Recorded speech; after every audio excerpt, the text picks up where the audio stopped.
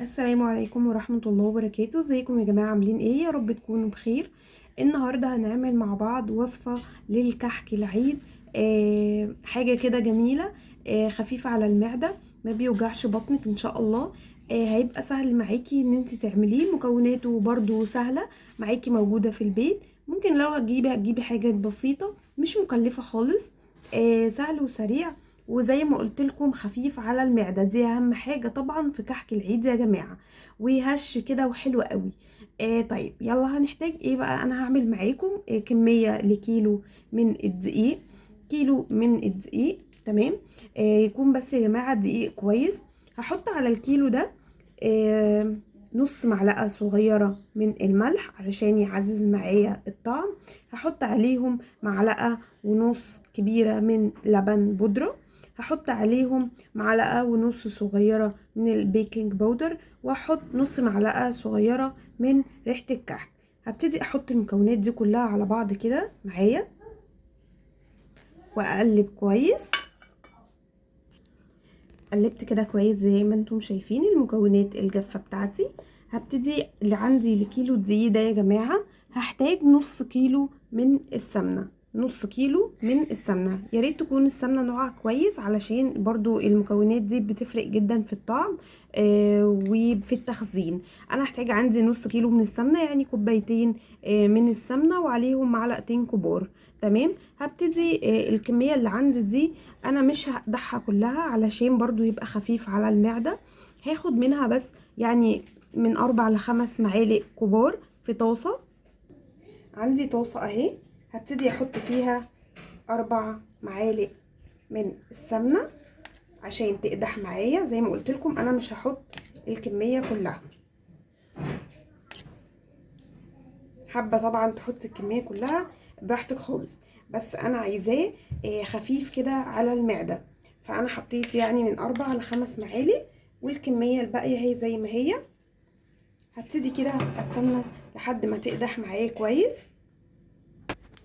طيب انا كده السمنة خلاص اتقدحت معايا. هبتدي احط عليها بسم الله الرحمن الرحيم معلقتين من الحمص المتحمص، وهسيبهم كده يغلوا غلوتين مع بعض. عفوا يا جماعة، السمسم مش الحمص. خلاص كده انا اتقدح معايا وغلى غلوتين. هبتدي بسم الله الرحمن الرحيم زي ما انتم شايفين الفوران ده كده، شايفين الجمال؟ هو ده المطلوب. والطاسه كده لسه سخنه معايا، بحط فيها الكميه الباقيه من السمنه بتاعتي بالراحه خالص علشان لسه سخن معايا.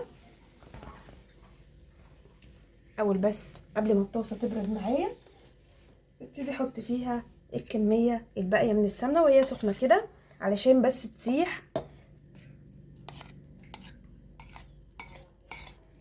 هتسيح معايا من سخونه الطاسه، انا مش هسخنها ولا عليها.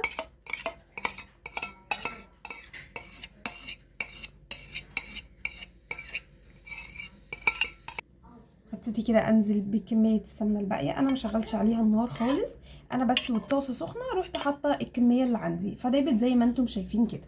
هبتدي كده بسم الله الرحمن الرحيم انزل بباقي كميه السمنه بتاعتي، وهبتدي اقلب العجينه بتاعتي كويس. نضفت بس كده. هبتدي كده اقلب السمنه مع الدقيق والمكونات الجافه بتاعتي. بسم الله الرحمن الرحيم.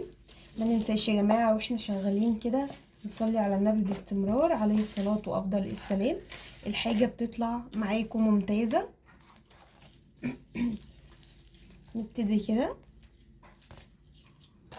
انا مش بعجن خالص، انا بس ايه هبتدي كده ابس العجينه بتاعتي. افضل طبعا يكون بايديكي، مفيش مشكله خالص.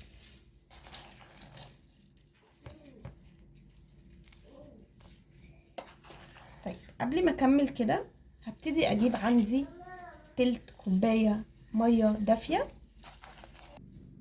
عندي كوبايه كده يا جماعه، يعني مليت تلتها زي ما انتم شايفين. هبتدي احط فيها بسم الله الرحمن الرحيم معلقتين كبار كده من السكر، سكر عادي خالص. حطي عليه معلقتين كبار كده. هبتدي احط برضو معلقه على المعلقتين السكر دول والتلت الميه، احط عليهم معلقه كبيره من الخميره الفوريه.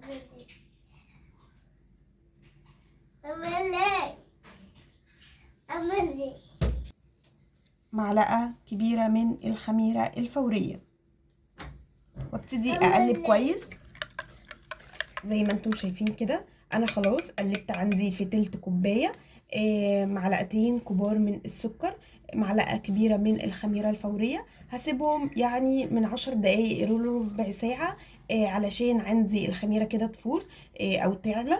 طيب، وهبتدي في الفتره دي انا ابس العجينه بتاعتي. تمام، هغطيها كده واخليها خليها كده لمدة ربع ساعة، وابتدي بقى ابس العجينة بتاعتي زي ما انتم شايفين. اسيب بقى كده خلاص المعلقة وابتدي اشتغل بايدي. بسم الله الرحمن الرحيم. يعني انا بفركها كده علشان اتأكد ان السمنة دخلت في الدقيق والمكونات كلها دخلت في بعضها. ابتدي افرك كده زي ما انتم شايفين. بصوا، اهم حاجه ان انتوا تاكدوا كويس يعني ان المكونات كلها داخله في بعض، بحيث ان الكحك يطلع معاكم مظبوط، والسمنه في كل مكون في الدقيق. تمام، السمنه كده داخله في الدقيق ومدياني كده ملمس حلو. تنسوش تدعموني كده باشتراك في القناه وانتوا بتتفرجوا على الفيديو لو لسه مشتركتوش، ولايك للفيديو، ومستنيه كومنتاتكم على الفيديو بعد ما تجربوا الوصفه الهايله دي. طيب، انا هكمل كده يعني لمده 10 دقايق. خلاص كده انا بسيت العجينه اهو زي ما انتم شايفين. الخميره اختمرت عندي او فارت اهي خلاص. هبتدي بسم الله الرحمن الرحيم انزل كده بالكميه بتاعتي كلها.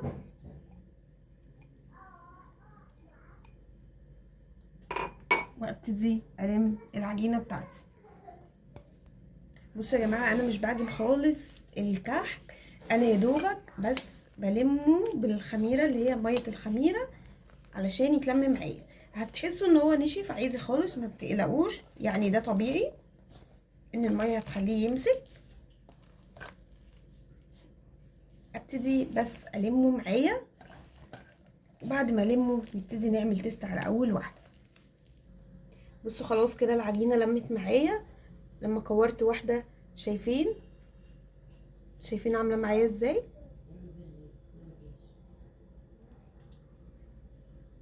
بصوا كده ما اتشققتش، يبقى كده العجينه بتاعتي ناجحه معايا تمام. بصوا تمام. هبتدي بقى اجهز الصواني بتاعتي. انا هخليها بس البسكوت عفوا الكحك يا جماعه مش بيخمر، انا بس بخليه يرتاح يعني دقيقتين لحد ما اجهز الصواني واسخن الفرن بتاعي. شايفين كده يا جماعه؟ بصوا المنظر عامل ازاي. ابتدي بقى ادخل الفرن دلوقتي. انا اولع عليه من تحت ياخد بس لون كده حاجه بسيطه، ولو عايزه تديه لون من فوق برضو براحتك، مش عايزه خلاص بتسيبيه يهدى خالص قبل ما تطلعيه من الصينيه، وبعد كده بتخليه لحد ما يهدى وبعد كده بتحركيه عادي خالص. ندخل الفرن يلا مع بعض. درجه حراره الفرن يا جماعه في الاول يكون سخن طبعا قبل ما تدخلوه، وتكون على درجه حراره 180. بصوا كده يا جماعه، ادي عندي الكيلو كحك عمل معايا الكميه اللي انتوا شايفينها دي، غير طبعا اللي اتاكل منها. عايزه اقول لكم طالع تحفه قوي. بصوا ده كده شكل، بصوا عامله ازاي. باي غطا عندك تقدري يعني تعملي الشكل ده، واحده هنا واحده هنا واحده هنا، بتشكلي بمزاجك خالص. بصوا من ورا، بصوا الشكل تحفه يا جماعه. اوريكم برضو واحده تانية بشكل مختلف تاني. بصوا الشكل العادي بتاعنا اللي هي الختامه اللي بتعمل الشكل المثلث ده. بصوا من ورا تحفه يا جماعه، عايزه اقول لكم تحفه قوي. جربوه ان شاء الله يعجبكم جدا. عايزه اقول لكم مفيش فيه اي يعني مفيش اي فراغات ولا اي فتحات فيه، وكله بصوا زي ما انتم شايفين متساوي من كل حته، متساوي من كل حته، مفيش اي حاجه فيه. نفتح كده واحده مع بعض، تعالوا نشوف حتى واحده تانية. بصوا دي مش فيها اي حاجه. بسم الله الرحمن الرحيم. شايفين الجمال؟ بصوا تحفه يا جماعه، حلو قوي قوي، والطعم والريحه وكل حاجه حلوه قوي. تقدري طبعا تحتفظي بيه كده، او تقدري تحطي عليه سكر بودره وتشيليه براحتك خالص. بس انا بشيله كده، وبعد كده في الشويه اللي انا مثلا هقدمهم او كده، فببتدي ارش عليهم السكر البودره. نبتدي كده يلا نقدم شويه مع بعض ونحط عليهم السكر. ادي الشويه اللي انا هقدمهم. ابتدي طبعا الكميه المطلوبه، يعني انا بس بعمل معاكم كده بوريكم. ابتدي احط السكر بتاعي الكميه اللي انتوا عايزينها خالص، يعني مش طالبه، ما فيش اي كميه معينه، فاهميني؟ اللي انتوا عايزينه.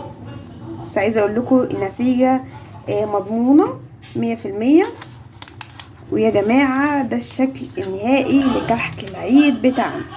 كل سنه وانتم طيبين يا رب، وينعاد عليكم بالخير ان شاء الله. كل سنة كده نعمل وصفات أحلى وأجدد بإذن الله بمناسبة عيد الفطر. طبعا كل سنة وانتم طيبين يا رب.